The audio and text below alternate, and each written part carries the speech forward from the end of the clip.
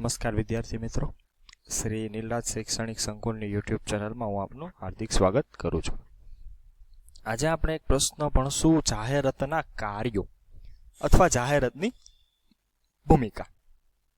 કે જાહેરાત દ્વારા જે કોઈ કંપની જે છે તેના કયા એવા હેતુ છે, કયા એવા ઉદ્દેશ છે જે જાહેરાત દ્વારા પાર પાડવામાં આવે છે અથવા એની ભૂમિકા શું છે? તો કે પહેલું, માંગ ઊભી કરે છે. આપણે જાણીએ છીએ કે કોઈ પણ માર્કેટિંગનો અલ્ટિમેટ હેતુ હોય છે સેલિંગ, એટલે કે કોઈ પણ ભોગે વધારેમાં વધારે સેલિંગ થાય. સેલિંગ તો જ થાય જો તેની માંગ ઉદ્ભવે, એની ડિમાન્ડ હોય. તો જાહેરાત દ્વારા જે છે તે માંગ ઊભી કરવાનો પ્રયત્ન કરવામાં આવે છે. મોટા પાયા પર ઉત્પાદનના લાભ. જાહેરાત દ્વારા આપણે જાણીએ છીએ કે એક વખત માંગ ઊભી થઈ જાય ત્યારબાદ જે છે તે મોટા પાયે ઉત્પાદન કરવામાં આવે છે, જેથી કરીને ઊભી થયેલી માંગને સરળતાથી પહોંચી શકાય. માહિતી પ્રોડક્ટની અથવા પેદાશની. જાહેરાત દ્વારા જે છે તે આપણે પ્રોડક્ટ વિશેની સંપૂર્ણ A to Z માહિતી ખૂબ જ ટૂંકમાં બહુ સારી રીતના પ્રેઝન્ટ કરી શકીએ છીએ. આપણે જાણીએ છીએ કે આપણા ઘરમાં આજે આવેલી કોઈ પણ વસ્તુ ક્યાંક ને ક્યાંક જાહેરાતના ભાગ સ્વરૂપે જ આજે આપણે તેની તરફ આકર્ષાય આવે. કારણ કે આજે બજારમાં કોઈ એક નવી વસ્તુ આવે તો સામાન્ય જનતાને કેમ ખબર પડશે? જાહેરાત દ્વારા. જાહેરાત દ્વારા એને એવું જાણવા મળશે કે નહીં, આ વસ્તુ બજારમાં મળે છે, આ કંપનીની છે, આટલા રૂપિયાની મળે છે, વગેરે વગેરે. રોજગારી ઊભી કરવામાં મદદરૂપ.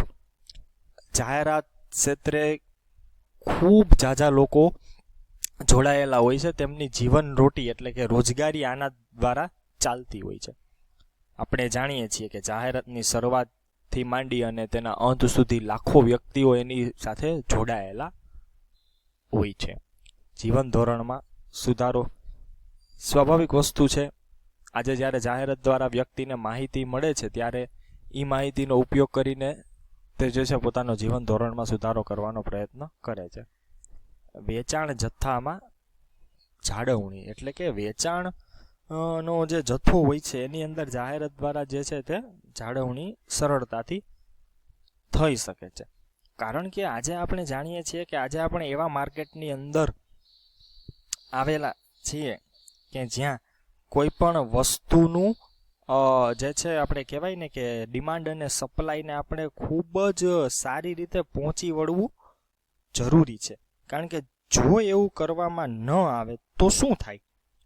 તો એક તરફ ડિમાન્ડ વધી જાય, સપ્લાય ઘટી જાય, સપ્લાય વધી જાય, ડિમાન્ડ ઘટી જાય.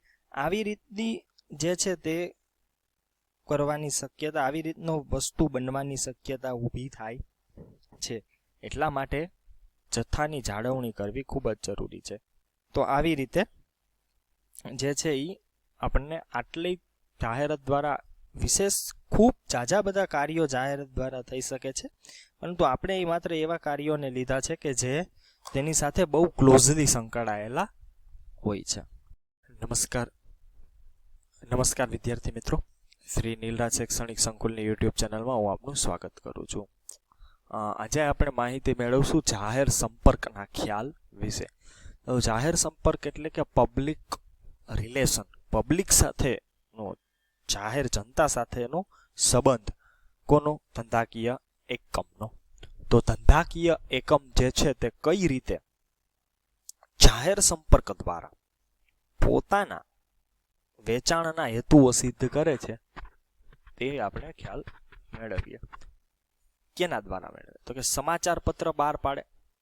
આપણે જાણીએ છીએ કે જે મોટા બિઝનેસ એકમ હોય તે તેનું પોતાનું સમાચાર પત્ર બહાર પાડતા હોય, અથવા કોઈ પણ સમાચાર પત્રની અંદર અમુક પેજ એના તરફથી આપવામાં આવતા હોય છે કે જે લોકલ કહી શકાય, મોટી કંપની હોવા છતાં ત્યારે એમાં એના વિશેની માહિતી હોય. એટલે કે કોઈ પણ જગ્યાએ કોઈ ઈ કંપની દ્વારા સારું કામ કરવામાં આવ્યું હોય, જેમ કે કોઈ ગરીબ બાળકોને ભણાવવાનું હોય, કોઈ રોડ રસ્તા સારા કરે, કોઈ બગીચાને પોતાનું નામ આપ્યું હોય, રિનોવેશનનું કોઈ પણ, તો તેના વિશેની માહિતી જે છે તે આ પ્રકારના છાપામાં, સમાચાર પત્રમાં આવતી હોય છે.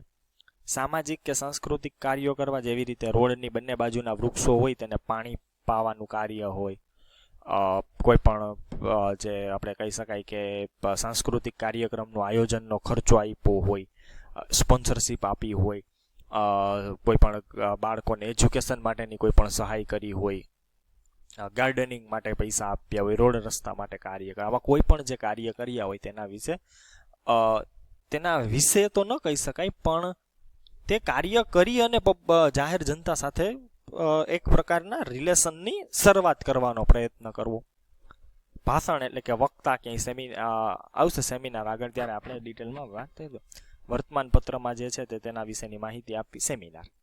હવે જુઓ, સેમિનાર દ્વારા ઘણીવાર જે છે તેમાં જે ભાષણ આપી અને પોતાનું જે એક્ઝિસ્ટન્સ છે એનો પરિચય આપતા હોય છે. જાહેર પબ્લિક ભેગી થાય છે એવા કોઈ કાર્યક્રમમાં કોઈ કંપનીના માલિક હોય અથવા મેનેજર હોય જે મોટી પોસ્ટ ઉપર હોય, જેને રેપ્યુટેડ પોસ્ટ ઉપર હોય, તેવા વ્યક્તિ દ્વારા જે છે તે આ પ્રકારના સેમિનાર્સમાં જે છે તે સ્પીકર તરીકે ઇન્વિટેશન ઘણીવાર આપવામાં આવ્યું હોય. એ આવી કોઈ પણ બાબત હોઈ શકે છે.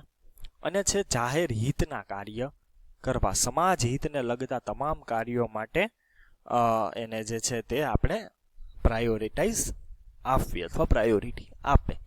તો આવી રીતે જે છે તે કોઈ પણ ધંધાકીય એકમ પબ્લિક રિલેશન દ્વારા જે છે તે પોતાના અસ્તિત્વનો પરિચય જાહેર જનતા સુધી પહોંચાડે છે, જેથી કરીને જાહેર જનતાના મનમાં ક્યાંક ને ક્યાંક આ કંપનીઓ પ્રત્યેની અમુક પ્રકારની ઇમેજ જળવાઈ રહે છે, જેથી કરીને કંપનીને જે છે તે એનો લાભ અવશ્ય મળે છે. વિદ્યાર્થી મિત્રો, માર્કેટિંગ વિષય અથવા માર્કેટિંગ વસ્તુ ક્યારેય પણ થિયોરોટિકલ આસ્પેક્ટથી એટલે કે ક્લાસરૂમ ટીચિંગથી શીખી શકાય એ વાત જરાક માનવામાં ન આવે, કારણ કે લાઈવ અને પ્રેક્ટિકલ સબ્જેક્ટ છે. માર્કેટિંગની ખરી તો તમે જ્યારે માર્કેટમાં જાઓ અને શીખો ત્યારે જ તમને એનો તમે થિયરી 100% શીખી શકો, સમજી શકો, જાણી શકો, પણ જે રિયલ વસ્તુ જે છે તે તો હંમેશા તમને માર્કેટના પ્રેક્ટિકલ નોલેજ દ્વારા જ જાણવા મળે છે.